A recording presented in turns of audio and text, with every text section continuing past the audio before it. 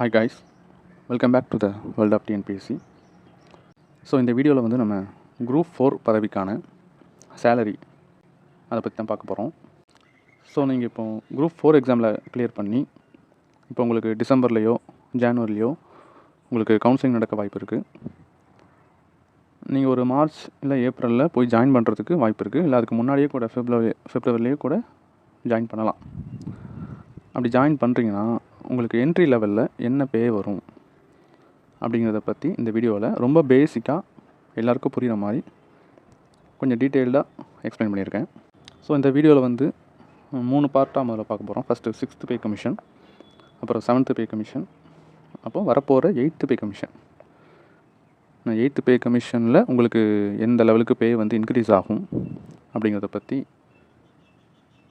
லாஸ்ட்டாக உங்களுக்கு இந்த வீடியோட எண்டில் வந்து உங்களுக்கு ஒரு அப்டேட் கொடுத்துருக்கேன். ஸோ வந்து நம்ம ஃபஸ்ட்டு 6th பே கமிஷன்லேருந்து வரலாம்.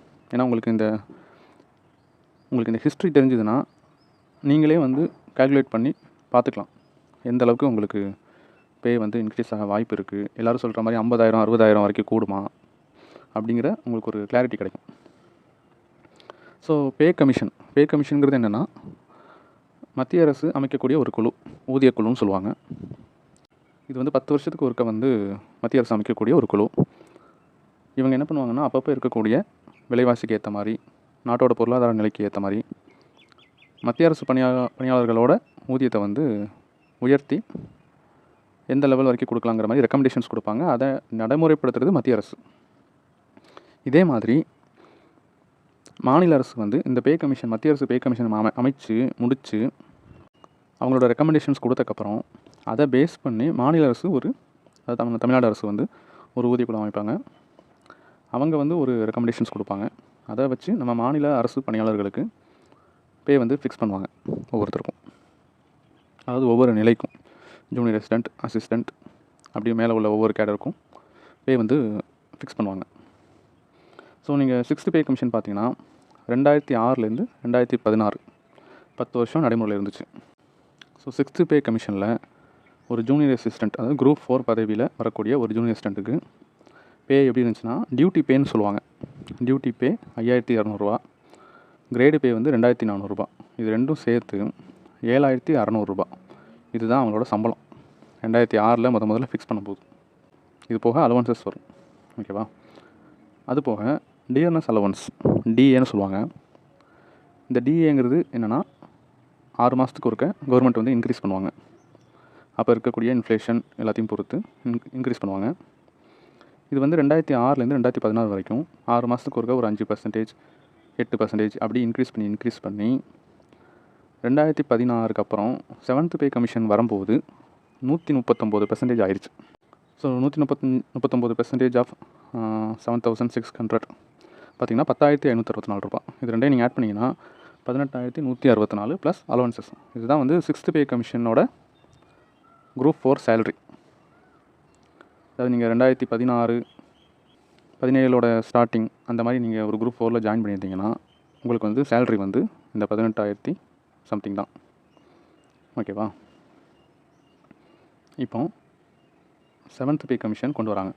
எப்போ கொண்டு வராங்கன்னா 2016 தான் மத்திய அரசு அமைச்சு அவங்க வந்து அதோட ரெக்கமெண்டேஷன்ஸ் பேஸ் பண்ணி அவங்க ஃபஸ்ட்டு போட்டு சேலரியெல்லாம் இன்க்ரீஸ் பண்ணி அவங்களுக்கு வந்து வித் அரியர், சென்ட்ரல் கவர்மெண்ட் எம்ப்ளாயீஸ்க்கு வந்து வித் அரியர் கொடுத்தாங்க. அரியர்னால் என்ன அப்படின்னா, இப்போ வந்து ஜனவரி 1, 2016 வந்து பே கமிஷன் டேட், எஃபெக்டிவ் டேட்னு சொல்லுவாங்க.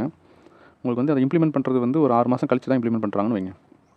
ஆனால் டேட் ஆஃப் எஃபெக்டிவ் வந்து 1/1/2016னா உங்களுக்கு அந்த 6 மாதம் அதுக்கு முன்னாடி இருந்த 6 மாதத்துக்கும் இருக்கக்கூடிய பே வந்து அந்த பே டிஃப்ரென்ஸ் வந்து உங்களுக்கு தனியாக நீங்கள் போட்டு எடுத்துக்கலாம்.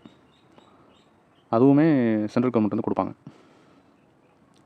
தமிழ்நாடு கவர்மெண்ட்டில் வந்து அது கொடுக்குறதில்ல, ஓகேவா? சரி, இப்போ 7th பே கமிஷன் பற்றி பார்க்கலாம். 7th பே கமிஷன் வந்து தமிழ்நாடு அரசு வந்து அமைச்சது வந்து 2017 தான் அமைச்சாங்க, ஓகேவா? அதாவது மத்திய அரசு அமைச்சு முடித்து அதோட ரெக்கமெண்டேஷன்ஸ்லாம் வந்தக்கப்புறம் அதை பேஸ் பண்ணி நம்ம தமிழ்நாடு அரசு வந்து ஒரு குழு அமைச்சு அது வந்து பிப்ரவரி 2017 அமைச்சாங்க. அவங்களுக்கு வந்து ஜூன் 30 வரைக்கும், ஜூன் 30, 2017 வரைக்கும் டைம் கொடுத்துருந்தாங்க. ஸோ வந்து அவங்க எக்ஸ்ட்ரா கொஞ்சம் டைம் கேட்டிருந்தாங்க. ஸோ வந்து செப்டம்பர் 30 வரைக்கும் அதை வந்து எக்ஸ்டெண்ட் பண்ணியிருந்தாங்க. செப்டம்பர் 30 வரைக்கும் எக்ஸ்டெண்ட் பண்ணி அதுக்கப்புறம் அக்டோபர் மாதம் 7th பே கமிஷனோட ஜிஓ வந்து அஃபிஷியலாக ரிலீஸ் பண்ணாங்க. ஓகேவா? இப்போ அதில் என்ன சொல்கிறாங்கன்னா, notional date, notional effective date, monetary effective date அப்படின்னு 2 இருக்குது. ஸோ இது எப்படி ஒர்க் ஆகுதுங்கிறது நான் பின்னாடி சொல்கிறேன். ஸோ வந்து இப்போ நம்ம 7th பே கமிஷனில் இருக்கக்கூடிய குரூப் 4 எம்ப்ளாயீஸோட சேலரி அதை வந்து இப்போ டீட்டெயிலாக பார்க்கலாம். ஸோ சேலரி அப்படிங்கிறது வந்து 2 பார்ட் சேர்ந்தது. ஃபஸ்ட்டு வந்து டியூஸ், அதாவது கவர்மெண்ட் நமக்கு தரக்கூடியது. 2வது வந்து டிடக்ஷன்ஸ், அது நம்ம சேலரியிலேருந்து கவர்மெண்ட் பிடிச்சிக்குவாங்க. ஓகேவா? ஸோ டியூஸில் வந்து எதெல்லாம் வருதுன்னா பேசிக் பே. இந்த பேசிக் பேங்கிறது என்னென்னா, முன்னாடி வந்து அதாவது 6th பே கமிஷனில் வந்து டியூட்டி பே, கிரேடு பேன்னு 2 வச்சுருந்தாங்க. அதை வந்து 2யுமே கம்பைன் பண்ணி பேசிக் பே அப்படின்னு ஒரே பேயாக மாற்றிட்டாங்க. இனிமேல் வந்து கிரேடு பே கிடையாது அப்படிங்கிறத ஒரு முடிவுக்கு வந்துட்டாங்க. ஸோ பேசிக் பே, அப்புறம் டிஏ, அப்புறம் ஹெச்ஆர்ஏங்கிறது ஹவுஸ் ரெண்ட் அலவன்ஸ், அப்புறம் சிசிஏ, இது வந்து காம்பன்சேட்டரி சிட்டி அலவன்ஸ்னு சொல்லுவாங்க. அதுக்கப்புறம் மெடிக்கல் அலவன்ஸ் எம்ஏ. டிடக்ஷன்ஸுக்கு வந்து ஃபஸ்ட்டு வந்து சிபிஎஸ்னால் கான்ட்ரிபியூட்ரி பென்ஷன் ஸ்கீம்னு சொல்லுவாங்க. 2வது வந்து எஸ்பிஎஃப், அதுக்கப்புறம் எஃபிஎஃப், அடுத்து வந்து என்ஹெச்ஐஎஸ். எஸ்பிஎஃப்னா ஸ்பெஷல் ப்ராவிடென்ட் ஃபண்டு, எஃபிஎஃப்னா ஃபேமிலி பெனிஃபிட் ஃபண்ட், என்ஹெச்ஐஎஸ்ங்கிறது நியூ ஹெல்த் இன்சூரன்ஸ் ஸ்கீம். சரி, இப்போ இது ஒவ்வொன்றா டீட்டெயிலாக பார்க்கலாம். ஸோ ஃபஸ்ட் வந்து பேசிக் பே. 6th பேலேருந்து 7th பேக்கு மாறும்போது என்ன முடிவு பண்ணுறாங்கன்னா, பேசிக் பே அப்படிங்கிறது டியூட்டி பே ப்ளஸ் கிரேடு பே அது 2யும் சேர்த்து 2.57 மல்டிப்ளை பண்ணி வரக்கூடிய சேலரி தான் பேசிக் பே இனிமே அப்படின்னு ஒரு டிசைட் பண்ணுறாங்க. ஸோ இந்த 2.57 அப்படிங்கிறது என்ன சொல்லுவாங்கன்னா ஃபிட்மெண்ட் ஃபேக்டர் அப்படின்னு சொல்லுவாங்க. இதுதான் ரொம்ப ரொம்ப ரொம்ப முக்கியமானது. ஒரு பே கமிஷனோட மொத்தத்தையுமே வந்து ஒரு வார்த்தையில் சொல்லணும்னா ஃபிட்மெண்ட் ஃபேக்டர், இது எந்த அளவுக்கு சம்பளம் இன்க்ரீஸ் ஆகும் அப்படிங்கிறத வந்து சொல்லக்கூடியது. இப்போ ஒன்றும் இல்லை, இப்போ ஃபிட்மெண்ட் ஃபேக்டர் 2 அப்படின்னா 2 மடங்கு ஆக போகுதுன்னு அர்த்தம். ஓகேவா? ஸோ 6th பே கமிஷனில் என்ன பண்ணாங்கன்னா, டியூட்டி பே எவ்வளோ வந்துச்சுன்னா 5600, கிரேடு பே 2400, அதை வந்து 2.57 மல்டிப்ளை பண்ணி 7th பே கமிஷனில் என்ன பண்ணிட்டாங்கன்னா, இந்த 7600 2.57 மல்டிப்ளை பண்ணி 19532, அதாவது 19532 வருதுல்ல. ஸோ வந்து ரவுண்ட் ஆஃப் பண்ணி 19500 அப்படின்னு குரூப் 4க்கு வந்து சேலரி ஃபிக்ஸ் பண்ணுறாங்க. இது வந்து அசிஸ்டண்ட்டுக்கு கொஞ்சம் கூடும், அப்படி ஒவ்வொரு பதவிக்கும் கூடும். இப்போ நம்ம குரூப் 4 மட்டும் பார்க்கறனால அதை மட்டும் சொல்கிறேன். ஸோ குரூப் 4க்கு வந்து சேலரி வந்து 19500ன்னு ஃபிக்ஸ் பண்ணுறாங்க. 2வது டியர்னஸ் அலவன்ஸ். டியர்னஸ் அலவன்ஸுங்கிறது என்னென்னா, ஒவ்வொரு பே கமிஷன் வரும்போதும் இந்த டியர்னஸ் அலவன்ஸ் வந்து பேக் டு 0 போயிடும். அதுக்கு முன்னாடி எவ்வளோ இருந்தாலும் சரி, 100 இருந்தாலும் 150 இருந்தாலும் சரி, 200 இருந்தாலும் சரி, டியர்னஸ் அலவன்ஸ் வந்து பேக் டு 0 போயிடுவாங்க. ஸோ 2017 இதை ஃபிக்ஸ் பண்ணும்போது டியர்னஸ் அலவன்ஸ் என்ன வைக்கிறாங்கன்னா 0லேருந்து ஆரம்பிக்கிறாங்க. அதாவது இம்ப்ளிமெண்ட் பண்ண டேட்லேயே 0லேருந்து ஆரம்பிக்கிறாங்க. ஸோ வந்து பேசிக் பே வந்து 19500, டிஏ வந்து 2016, அதாவது 2017 தான் இம்ப்ளிமெண்ட் ஆகுது. அப்போ வந்து 0% தான்.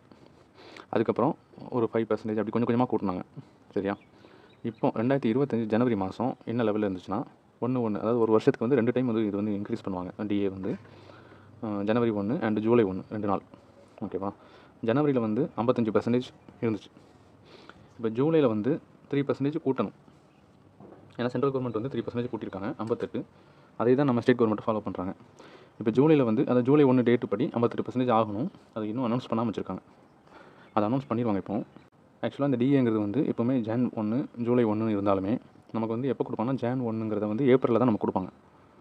அதேமாதிரி ஜூலை 1ங்கிறது வந்து செப்டம்பர் அக்டோபர் டைமில் தான் வரும். ஆனால் அந்த 3 மாதம் ஃபஸ்ட்டு ஜனவரி ஃபெப்ரவரி மார்ச் இந்த 3 மாதத்துக்கு அந்த டிஃப்ரென்ஸ் அமௌண்ட்டை வந்து நம்ம அரியராக போட்டு நமக்கு கொடுத்துருவாங்க. சரியா? ஸோ அது நோ ப்ராப்ளம்.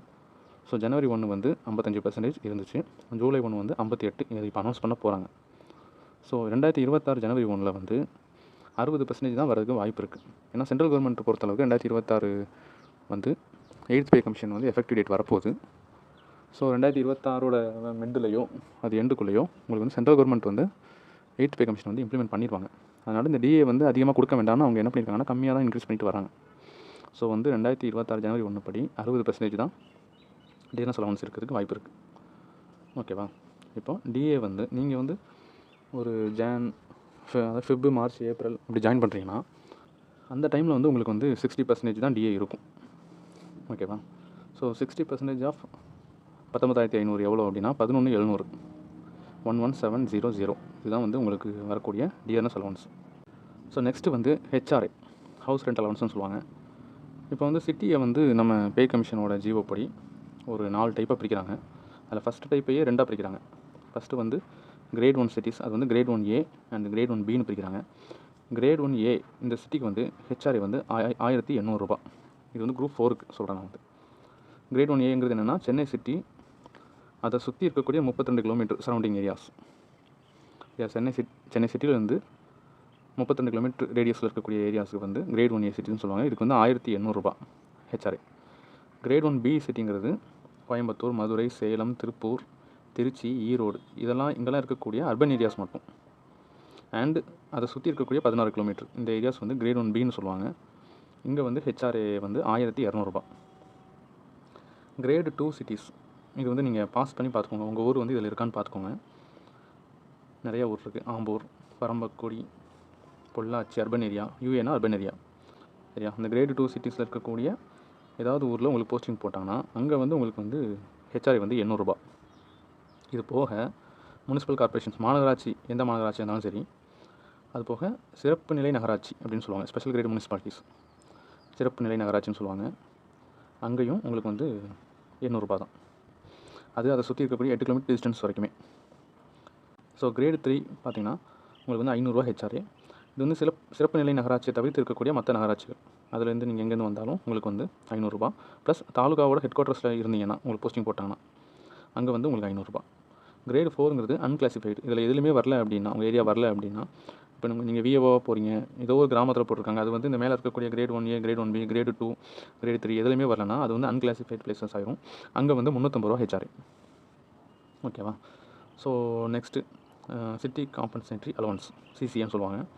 ஸோ சிசிஏ வந்து நம்ம குரூப் 4 லெவலுக்கு 2 விதமாக இருக்குது. ஒன்று வந்து சென்னை சிட்டி, அதை சுற்றி இருக்கக்கூடிய 32 கிலோமீட்டர், அதாவது இந்த கிரேட் 1A சொன்னோம் பார்த்தீங்களா ஹெச்ஆர்ஏல, அதுக்கு ஈக்குவலாக இருக்கும்.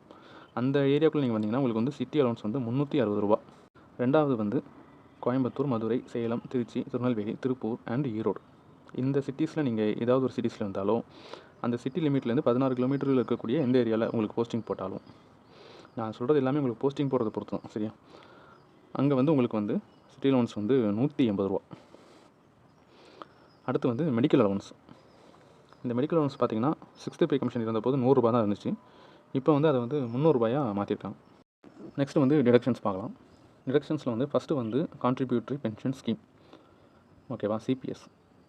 இந்த சிபிஎஸ் அப்படிங்கிறது என்ன அப்படின்னா, உங்கள் சேலரியில் வந்து இருக்கக்கூடிய பேசிக் பே, அது ப்ளஸ் டிஏ உங்களுக்கு கொஞ்சம் கொஞ்சமாக கொடுத்து, இப்போ வந்து சொன்னேன்ல 58, இப்போ 60 வரப்போகுதுன்னு சொன்னேன்ல, அந்த அமௌண்ட்டோட பேசிக் பேயும் அந்த டிஏவும் ஆட் பண்ணி அதோட 10% வந்து உங்களுக்கு சேலரியில் பிடிப்பாங்க.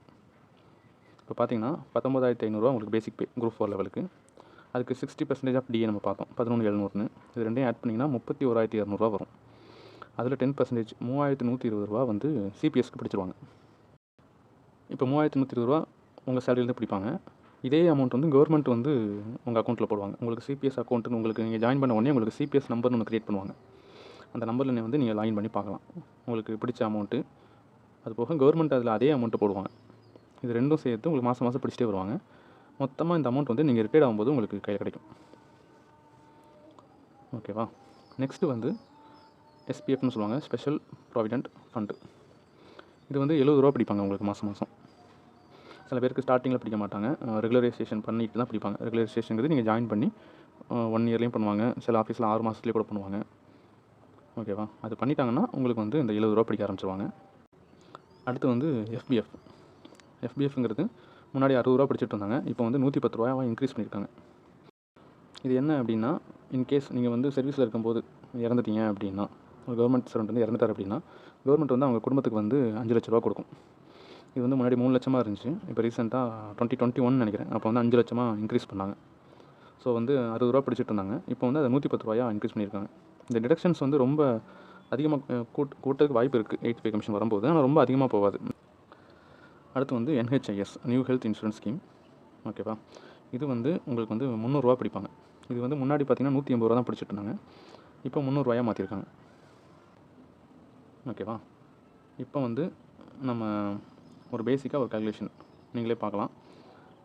இப்போ வந்து நீங்கள் வந்து சென்னையில் உங்களுக்கு போஸ்டிங் போட்டாங்கன்னா உங்களுக்கு வந்து என்ன சேலரி வரும் அப்படிங்கிறதையும் காட்டுறேன். ஏன்னா வந்து இந்த இப்போ சேலரின்னு பார்க்கும்போது நம்ம எல்லாமே சேமாக தான் இருக்கும். ஆனால் இந்த ஹெச்ஆர்ஏவும் சிசிஏவும் ஊரை பொறுத்து மாறும். ஸோ உங்களுக்கு வந்து 2 எக்ஸாம்பிள் காட்டுறேன். ஒன்று வந்து சென்னை, இன்னொன்று வந்து திருநெல்வேலி. ஸோ நீங்கள் சென்னையில் உங்களுக்கு போஸ்டிங் போட்டாங்கன்னா உங்களுக்கு பேசிக் பே வந்து 19,500, டிஏ 60%, 11,700, எம்ஏ 300 ரூபா கொடுப்பாங்க. ஹெச்ஆர்ஏ இது வந்து கிரேட் 1A சிட்டிங்கிறனால 1,800 ரூபா கொடுப்பாங்க. ஸோ சிசிஏ வந்து இதில் சிட்டி சென்னை சிட்டி லிமிட்டில் இருக்கனால 360 ரூபா கொடுப்பாங்க. மொத்தமாக கூட்டிங்கன்னா கிராஸ் சேலரி, இதுக்கு பேர் தான் கிராஸ் சேலரின்னு சொல்லுவாங்க, 33,660 ரூபா. ஓகேவா? இதில் வந்து டிடக்ஷன்ஸ் என்னெல்லாம் பிடிக்கிறாங்கன்னா நம்ம ஆல்ரெடி பார்த்தோம். சிபிஎஸ் கான்ட்ரிபியூட்டரி பென்ஷன் ஸ்கீம் 3,120 ரூபா, எஸ்பிஎஃப் 70 ரூபா, எஃபிஎஃப் 110 ரூபா, என்ஹெச்ஐஎஸ் வந்து 300 ரூபா. ஸோ 3,600 ரூபா உங்களுக்கு பிடிச்சிருவாங்க. உங்கள் சேலரியில் 3,600 ரூபா பிடிச்சிருவாங்க. ஸோ இது பிடிச்சி போக இருக்கிற அமௌண்ட் வந்து 30,060 ரூபா. இது வந்து நீங்கள் குரூப் 4ல் ஜாயின் பண்ணிங்கன்னா சென்னையில் உங்களோட சேலரியாக இருக்கும். இப்போ வந்து நெக்ஸ்ட் எக்ஸாம்பிள் காட்டுறேன். இது வந்து திருநெல்வேலி. ஸோ பேசிக் பே அதே தான் 19,500, டிஏ வந்து 11,700, எம்ஏ 300. திருநெல்வேலி வந்து ஒரு கிரேடு 2 சிட்டி. ஸோ அதில் வந்து 800 ரூபா தான் ஹெச்ஆர்ஏ. சிசிஏ வந்து இது சென்னை லிமிட் இல்லை. ஸோ சிசிஏக்குன்னு சில சிட்டிஸ் இருக்குல்ல, நம்ம மேலே பார்த்தோம், அந்த சிட்டிஸில் வரனால இது வந்து 180 ரூபா சிசிஏ கொடுப்பாங்க. ஸோ கிராஸ் வந்து 32,480. ஸோ டிடக்ஷன்ஸ் வந்து சேம் தான். சிபிஎஸ் 3,120, எஸ்பிஎஃப் வந்து 70, எஃபிஎஃப் வந்து 110, என்ஹெச்ஐஎஸ் வந்து 300, 3,600. ஸோ பிடிச்சம் போக உங்களுக்கு கையில் கிடைக்கக்கூடிய நெட்டு வந்து கிராஸ் வந்து 3,200, கிராஸ் வந்து 32,480, டிடக்ஷன்ஸ் வந்து 3,600. ஸோ நெட்டு வந்து 28,880 ரூபா. ஸோ இப்போது கடைசி பார்ட்டுக்கு வரலாம். ஜனவரி மாதமே வந்து உங்களுக்கு 8th பே கமிஷன் வந்து அனௌன்ஸ் பண்ணிட்டாங்க. இப்போ 8th பே கமிஷன் கவர்மெண்ட்டோட அஃபிஷியல் வெப்சைட்டில் என்ன சொல்லியிருக்காங்கன்னா 18 மாதத்தில் இவங்க வந்து ரெக்கமெண்டேஷன்ஸ் கொடுப்பாங்க 8th பே கமிஷன் அப்படின்னு சொல்லியிருக்காங்க. ஆனால் 18 மாதம் டைம் எடுக்க மாட்டாங்க, ஒரு 12 மாதத்துலேயே கூட வர வாய்ப்பு இருக்குது. ஸோ நெக்ஸ்ட் இயர் இந்த டைமில் 8th பே கமிஷன்ஸோட, அதாவது சென்ட்ரல் கவர்மெண்ட்டோட இந்த டைமுக்குள்ளே உங்களுக்கு வந்து சென்ட்ரல் கவர்மெண்ட்டோட ரெக்கமெண்டேஷன்ஸ் எல்லாமே வந்திருக்கும். வந்து அதை அவங்க வந்து இம்ப்ளிமெண்ட் பண்ணிடுவாங்க. ஸோ 2026க்குள்ளே மத்திய அரசு வந்து அதை இம்ப்ளிமெண்ட் பண்ணிடுவாங்க. மாநில அரசு நம்ம இப்போ 7th பே கமிஷன் என்ன பண்ணாங்களோ அதையே ஃபாலோ பண்ணி பார்த்தோம் அப்படின்னா 7th பே கமிஷன் என்ன பண்ணாங்கன்னா 2016 சென்ட்ரல் கவர்மெண்ட் இம்ப்ளிமெண்ட் பண்ணி 2017 ஸ்டேட் கவர்மெண்ட் வந்து ஒரு கமிஷன் போட்டு 2017 அக்டோபர் மாதம் அதை இம்ப்ளிமெண்ட் பண்ணாங்க. இதே நடக்கிறதுக்கு வாய்ப்பு இருக்குது. இதை விட கொஞ்சம் குயிக்காக நடக்கலாம். நம்ம இதே மாதிரி நடந்தால் என்ன ஆகும் அப்படிங்கிறத பார்ப்போம். ஸோ 2026 சென்ட்ரல் கவர்மெண்ட் வந்து இம்ப்ளிமெண்ட் பண்ணுவாங்க. 2027 ஸ்டார்டிங்கில் ஸ்டேட் கவர்மெண்ட் வந்து ஒரு கமிஷன் போட்டு 2027 எண்டில் இம்ப்ளிமெண்ட் பண்ணுறாங்கன்னு வச்சுக்கலாம். அதே அக்டோபர் மாதம் வருதுன்னா உங்களுக்கு சேலரி என்ன வரும் அப்படிங்கிறத பார்ப்போம். ஸோ இதில் வந்து முக்கியமானது வந்து இந்த ஃபிட்மெண்ட் ஃபேக்டர். நம்ம ஆல்ரெடி பார்த்தோம். 7th பே கமிஷனோட ஃபிட்மெண்ட் ஃபேக்டர் வந்து 2.57 அப்படிங்கிறத பார்த்தோம். இந்த 8th பே கமிஷனுக்கு வந்து ஃபிட்மெண்ட் ஃபேக்டர் தான் என்னங்கிறது தான் இன்னும் டிசைட் பண்ணல. அவங்க எதுவுமே இன்னும் அஃபிஷியலாக வரல. அன்அஃபிஷியலாக வரக்கூடிய நியூஸஸில் வந்து என்ன சொல்கிறாங்கன்னா 1.83 2.46 வரைக்கும் இருக்கலாம் அப்படிங்கிறாங்க. ஓகேவா? ஆனால் அதிகமாக எல்லோரும் சொல்லக்கூடியது வந்து 1.92 தான் இருக்கும் அப்படிங்கிறது தான் எல்லாருமே பொதுவாக சொல்லக்கூடியது. ஸோ நம்ம கம்மியாகவே வச்சுக்கலாம். 1.92, நம்ம 2 somethingலாம் போகணும்னு எதிர்பார்க்க வேண்டாம். ஏன்னா 2016 இருந்த சுச்சுவேஷன் வந்து இப்போ கிடையாது. அப்போ வந்து இன்ஃப்ளேஷன் அதிகமாக இருந்துச்சு. இப்போ கவர்மெண்ட் வந்து இன்ஃப்ளேஷனை கண்ட்ரோல் பண்ணியிருக்காங்க. ஸோ அதுக்கேற்ற மாதிரி பே வந்து ரொம்ப இன்க்ரீஸ் பண்ணாங்கன்னா இன்ஃப்ளேஷன் அதிகமாகிருங்கிறத ஒரு இதாக வச்சு கம்மியாக தான் கூடும். ஓகேவா? ஸோ ஃபிட்மெண்ட் ஃபேக்டர் வந்து 1.92 தான் இருக்கிறதுக்கான, கம்மியாக இருக்கிறதுக்காக தான் வாய்ப்பு இருக்குது. நம்ம 1.92 வச்சுக்கலாம். ஸோ நெக்ஸ்ட்டு இப்போ நீங்கள் 2026 ஜாயின் பண்ணுறீங்கன்னு வச்சுக்கலாம். ஜாயின் பண்ணுறீங்கன்னா உங்களுக்கு வந்து 8th பே கமிஷன் வரும்போது என்ன பே வரும், அது எவ்வளோ இன்க்ரீஸ் ஆகும் அப்படிங்கிறத பார்ப்போம். ஸோ 2026 வந்து நீங்கள் ஒரு மார்ச் டு ஏப்ரலுக்குள்ளே ஜாயின் பண்ணுறீங்க. எப்படி வச்சுக்கிட்டாலும் 2027 இவங்க இம்ப்ளிமெண்ட் பண்ணும்போது, அதாவது 8th பே கமிஷன் இம்ப்ளிமெண்ட் பண்ணுற டைமில் உங்களுக்கு 1 year ஆஃப் சர்வீஸ் முடிஞ்சிருக்கும். கண்டிப்பாக 1 year ஆஃப் சர்வீஸ் முடிஞ்சிருக்குன்னா என்ன அர்த்தம்னா உங்களுக்கு வந்து ஒரு இன்க்ரிமெண்ட் கொடுப்பாங்க. அதாவது ஃபஸ்ட் இன்க்ரிமெண்ட் வந்து எல்லாருக்குமே கொடுத்துருவாங்க. செகண்ட் இன்க்ரிமெண்ட்டுக்கு தான் டைம் எடுப்பாங்க. ப்ரொபேஷன் முடியணும், அதுக்கப்புறம் தான் கொடுப்பாங்க. ஸோ வந்து இன்க்ரிமெண்ட்டுங்கிறது வந்து இயர்லி ஒன்ஸ் கொடுப்பாங்க. நீங்கள் வந்து ஜான், ஃபெப், மார்ச் இந்த 3 மாதத்தில் எப்போ ஜாயின் பண்ணியிருந்தாலும் உங்களுக்கு நெக்ஸ்ட் இன்க்ரிமெண்ட் வந்து Jan 1 வரும். 1 yearல் வந்து 4 டைம் வந்து இன்க்ரிமெண்ட், அதாவது 4 பீரியடில் கொடுப்பாங்க. ஓகேவா? ஒருத்தருக்கே 4 டைம் கொடுக்க மாட்டாங்க, 4 பீரியடில் கொடுப்பாங்க. நீங்கள் ஜாயின் பண்ணுற டைம் பொறுத்து உங்களோட இன்க்ரிமெண்ட் டேட் அப்படிங்கிறது முடிவாகும். நீங்கள் ஜான், ஃபிப், மார்ச்சில் ஜாயின் பண்ணிங்கன்னா உங்களுக்கு வந்து இன்க்ரிமெண்ட் டேட் வந்து ஜான் 1. நீங்கள் ஏப்ரல், மே, ஜூனில் ஜாயின் பண்ணிங்கன்னா உங்கள் இன்க்ரிமெண்ட் டேட் வந்து ஏப்ரல் 1. ஜூலை, ஆகஸ்ட், செப்டம்பரில் ஜாயின் பண்ணிங்கன்னா உங்கள் இன்க்ரிமெண்ட் டேட் வந்து ஜூலை 1. அக்டோபர், நவம்பர், டிசம்பரில் ஜாயின் பண்ணிங்கன்னா உங்கள் இன்க்ரிமெண்ட் டேட் வந்து நெக்ஸ்ட் இயர் அக்டோபர் 1. ஓகேவா? இப்போ நீங்கள் வந்து 2026 ஜாயின் பண்ணிட்டீங்கன்னு வச்சுக்கலாம். 2027 பே கமிஷன் இம்ப்ளிமெண்ட் பண்ணும்போது நோஷனல் டேட் அப்படின்னு சொல்லுவாங்க. நோஷனல் டேட், அதாவது நோஷனல் எஃபெக்டிவ் டேட்னு சொல்லுவாங்க. அது என்ன டேட் சொல்லுவாங்கன்னா 1/1/2026ன்னு சொல்லுவாங்க. ஏன்னா அதுதான் 8th pay commission central government வைக்கிற டேட் அதுதான். அதே தான் ஸ்டேட் கவர்மெண்ட் அனௌன்ஸ் பண்ணுவாங்க. ஆனால் அந்த மானிட்டரி பெனிஃபிட் 2026லேருந்து சம்பளம் கூடியிருந்தால் இருக்கக்கூடிய மொத்த அமௌண்ட்டையும் கொடுக்க மாட்டாங்க நமக்கு. ஓகேவா? ஸோ நோஷனல் டேட் வந்து 1/1/2026 இருக்கும். இப்போ நம்ம அந்த டேட்டில் வந்து உங்களுக்கு வந்து பே வந்து ஃபஸ்ட்டு ஃபிக்ஸ் பண்ணுவாங்க. ஸோ வந்து 1/1/2026 நீங்கள் ஜாயின் பண்ணியிருக்க வாய்ப்பு ரொம்ப கம்மி தான். ஸோ நீங்கள் எப்போ ஜாயின் பண்ணுறீங்களோ, இப்போ நீங்கள் உதாரணத்துக்கு மார்ச் 1 ஜாயின் பண்ணுறீங்கன்னு வச்சுக்கலாம். அப்போ உங்களுக்கு என்ன பேசிக் பே இருந்துச்சு 19,500. அதை வந்து ஃபிட்மெண்ட் ஃபேக்டர் வச்சு மல்டிப்ளை பண்ணுவாங்க. 1.92 வச்சு மல்டிப்ளை பண்ணி உங்களோட பேசிக் பே வந்து 37,400. ஓகேவா? ஸோ நீங்கள் மார்ச் மந்த்து ஜாயின் பண்ணுறீங்கன்னா உங்களுக்கு ஜான், ஃபிப், மார்ச்சில் ஜாயின் பண்ணுறவங்களுக்கு ஜனவரி 1, அடுத்த இயர் ஜனவரி 1 வந்து இன்க்ரிமெண்ட்னு சொன்னேன். ஸோ வந்து 2027 ஜனவரி 1 வந்து உங்களுக்கு ஒரு இன்க்ரிமெண்ட் வரணும்ல. அந்த இன்க்ரிமெண்ட்டு வந்து அமௌண்ட்டை வந்து அடுத்து வந்து புது பேக்குள்ள இன்க்ரிமெண்ட் அமௌண்ட் வந்து ஃபிக்ஸ் பண்ணுவாங்க. இப்போ 7th பே கமிஷனில் பார்த்தீங்கன்னா ஒரு இன்க்ரிமெண்ட் வந்து 600 ரூபா. ஒரு இன்க்ரிமெண்ட் வந்து ஃபஸ்ட்டு வந்து 600 ரூபா தான் இன்க்ரிமெண்ட். ஒரு பே லெவல்லேருந்து அடுத்த பே லெவல் 19,500லேருந்து அடுத்த இன்க்ரிமெண்ட் உங்களுக்கு 20,100. ஓகேவா? இப்போ 8th பே கமிஷனில் வந்து இந்த 600 ரூபா வந்து ஒரு 1000 ரூபா வரைக்கும் போக வாய்ப்பு இருக்குது. ஸோ வந்து உங்களுக்கு 2027 இன்க்ரிமெண்ட் அது ஜனவரிலேயோ ஏப்ரல்லையோ வருதுன்னா அப்போ வந்து ஒரு இன்க்ரிமெண்ட் போட்டிருப்பாங்க. அந்த 1000 ரூபாய் கூட்டிக்குவாங்க. ஓகேவா? இது வந்து உங்களுக்கு 1000 ரூபாய் கையில் கிடைக்க போகிறதில்ல. உங்களுக்கு அக்டோபர் மாதம், அது 2027 அக்டோபர் மாதம் உங்களுக்கு பே ஃபிக்ஸ் பண்ணுவாங்கள்ல, அந்த டைமில் உங்களுக்கு வந்து இந்த உங்களுக்கு பே கொடுத்துருந்தா என்ன வருமோ அந்த அமௌண்ட்டை கொண்டு வருவாங்க. சரியா?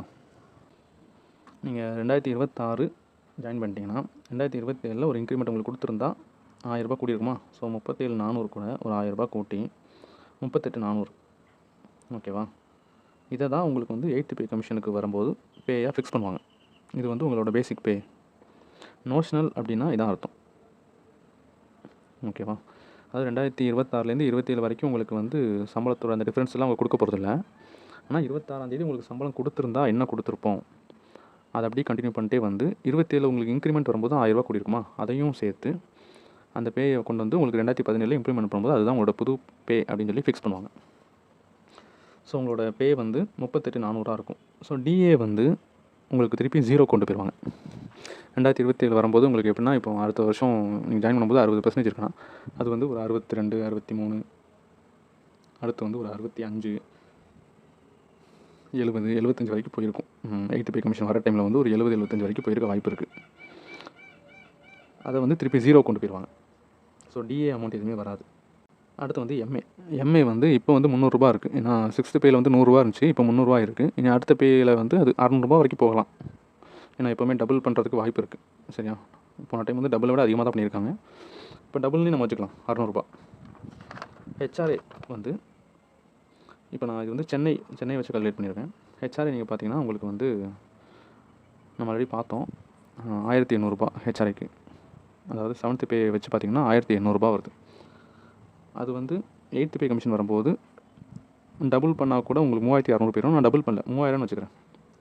சிசிஏ வந்து 360 ரூபா இருக்குது இப்போவே. இதை வந்து நான் வந்து டபுள் பண்ணால் 720 வருது. நம்ம 700ன்னு வச்சுக்கலாம். 8th பே கமிஷனுக்கு இவ்வளோ வர வாய்ப்பு இருக்குது அதிகபட்சம். அதுக்கு மேலே வந்து கூடலாம். இது குறைய வாய்ப்பு கம்மி தான், ஆனால் கூடுறதுக்கு வாய்ப்பு இருக்குது. சரியா? ஸோ சிசிஏ வந்து 700ன்னு வச்சுக்கலாம். அப்படி பார்த்தீங்கன்னா உங்களுக்கு கிராஸ் வந்து 42,700 வருது. 4 to 700. ஸோ வந்து உங்களுக்கு அப்போ டிடக்ஷன் என்ன பண்ணுவாங்கன்னா, டிஏ வந்து 0லேருந்து ஆரம்பிக்க போகுது. ஸோ வந்து பேசிக் பேயில் 10% மட்டும்தான் பிடிப்பாங்க. 38,040. உங்களுக்கு எஸ்பிஎஃப் 70. இது கூட வாய்ப்பு இருக்குது, ஆனால் ரொம்ப அதிகமாக கூடாது. அதனால் அதை விட்டுடலாம். நம்ம அதை வந்து நெக்லிஜிபிள் தான் நமக்கு. எஃபிஎஃப் வந்து 110. இது கூடனாலுமே ஒரு 150 வரைக்கும் போக வாய்ப்பு இருக்குது. அதுக்கு மேலே கூடாது. ஸோ 110 வச்சுக்குவோம். என்ஹெச்ஐஎஸ் வந்து அது ஹெல்த் இன்சூரன்ஸ், அதுக்கு வந்து 300 ரூபா.